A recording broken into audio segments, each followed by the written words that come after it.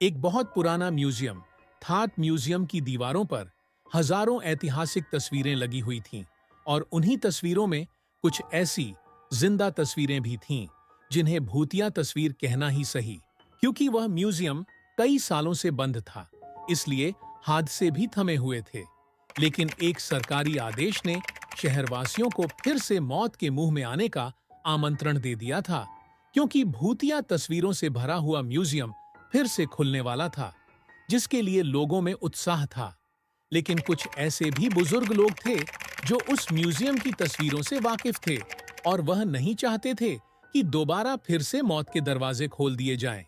शहर में डर की दस्तक हो चुकी थी। सुबह 10 बजे से शाम को 6 बजे तक म्यूजियम आम लोगों के लिए खुला रहेगा।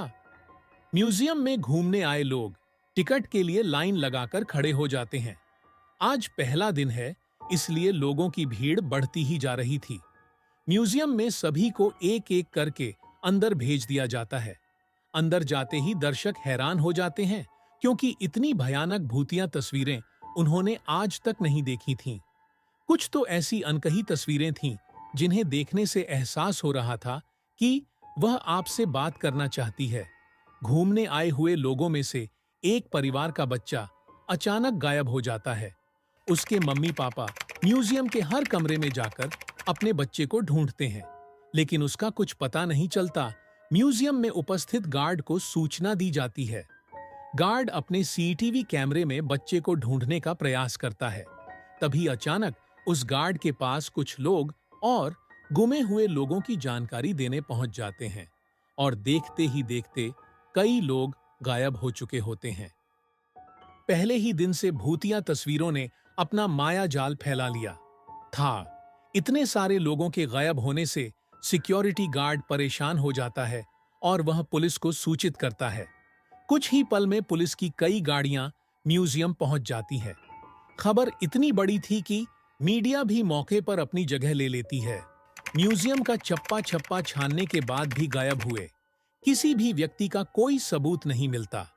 तभी एक पुलिस ऑफिसर की नजर दीवार पर लगी हुई भूत की तस्वीर पर जाती है, जिसमें एक व्यक्ति पेड़ से उल्टा लटका होता है और उसके पीछे एक भूतिया औरत दिख रही होती है। पुलिस ऑफिसर म्यूजियम में उपस्थित गार्ड से कहते हैं, क्या यह तस्वीर पहले भी लगी थी? गार्ड को म्यूजियम के बारे में ज्यादा जानकारी नहीं थी, इसलिए वह म्यूजियम में व्यवस्था रखने वाले एक व्यक्ति से म्यूजियम की तस्वीरों के बारे में जांच पड़ताल करते हैं और उन्हें पता चलता है कि यह तस्वीरें कई 100 साल पहले की है। पुलिस ऑफिसर को लगता है कि उस जमाने में आज की तरह दिखने वाले लोग नहीं थे, तो तस्वीरों में भी नहीं होने चाहिए। तभी पुलिस ऑफिसर कुछ और तस्वीरों पर नजर घुमाते हैं। सभी तस्वीरों में आज के जमाने का कोई न कोई व्यक्ति नजर आ रहा होता है और जब गुमे हुए लोगों की शिनाख्त की जाती है तो पुलिस ऑफिसर के पैरों तले जमीन खिसक जाती है। तस्वीरों में कैद व्यक्ति वही लोग होते हैं जो म्यूजियम में घूमने आए थे। यह मामला पुलिस के पहुंच से ऊपर था, इसलिए भूत विशेषज्ञ व्यक्ति को बुलाया जाता है। भूत विशेषज्ञ तकनीक के माध्यम से म्यूजियम में भूतों के अस्तित्व होने की पुष्टि करता है और यह भी बताता है कि म्यूजियम के अंदर जो भी भूतिया तस्वीरें लगी हुई हैं, वह किसी इंसान के द्वारा नहीं बनाई गई थीं, बल्कि एक पुराने महल से प्राप्त हुई थीं। ऐतिहासिक अफवाहों के अनुसार इन तस्वीरों को एक जादूगर ने राजा के कहने पर बनाया था, जिसमें उसने राजा के दुश्मनों को जिंदा ही अपनी मंत्र शक्ति के माध्यम से तस्वीरों में कैद कर दिया और उन तस्वीरों को महल के तहखाने में हमेशा के लिए संरक्षित कर दिया गया।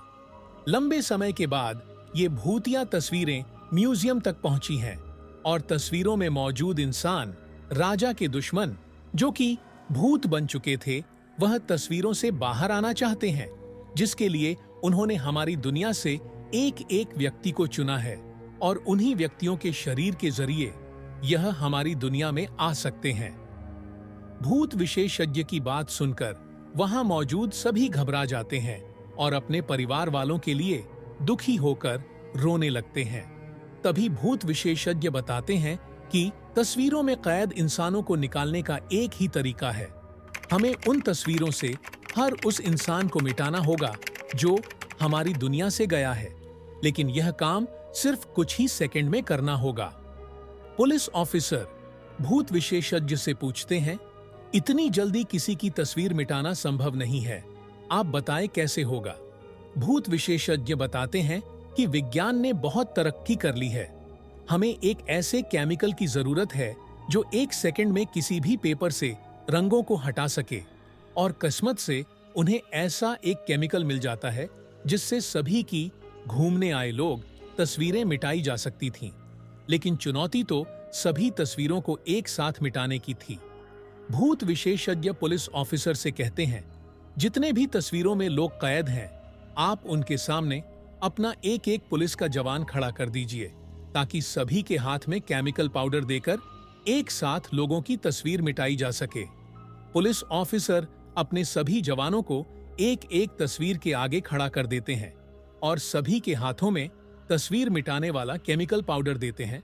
सभी को निर्देश दिए जाते हैं कि गोली की आवाज से आप लोगों को पाउडर उसी तस्वीर पर फेंकना है जिसे हम मिटाना चाहते हैं, और भूत विशेषज्ञ का इशारा मिलते ही पुलिस ऑफिसर गोली चला देता है और देखते ही देखते पुलिस के सभी जवान पाउडर तस्वीरों में फेंकना शुरू कर देते हैं, जिससे म्यूजियम के अंदर धुआं फैल जाता है और कुछ दिखाई नहीं देता।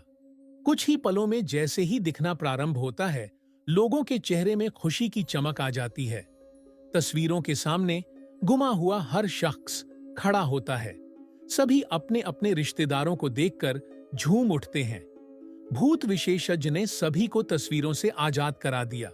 एक एक करके सभी को म्यूजियम से बाहर निकाला जाता है, लेकिन अचानक एक व्यक्ति के सर में गोली लगती है और लोगों की चीख से अफरातफरी मच जाती है, और देखते ही देखते कई गोलियां चलने लगती हैं।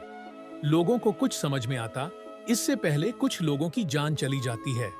पुलिस ऑफिसर अचानक मोर्चा संभालते हुए भूत विशेषज्ञ के पास आते हैं।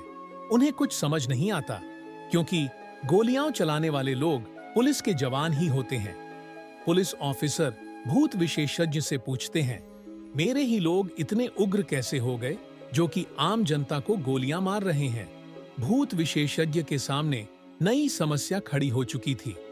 उसके मन में अंदेशा तो था कि आत्माएं अब पुलिस के जवानों के शरीर के अंदर आ चुकी हैं, लेकिन उन्हें बाहर निकालने का तरीका उसे नहीं पता था। भूत विशेषज्ञ पुलिस ऑफिसर को म्यूजियम के बाहर ले जाने को कहता है ताकि म्यूजियम बंद किया जा सके।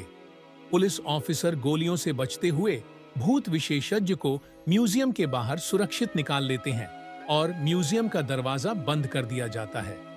कुछ ही देर में गोलियां चलना तो बंद हो जाती हैं, लेकिन इस घटना ने शासन के म्यूजियम खोलने के फैसले पर सवाल खड़ा कर दिया। अब म्यूजियम में भूतिया तस्वीरें तो नहीं थीं, लेकिन जिंदा भूत जरूर आ चुके थे। और इसी के साथ कहानी का पहला अध्याय समाप्त हो जाता है।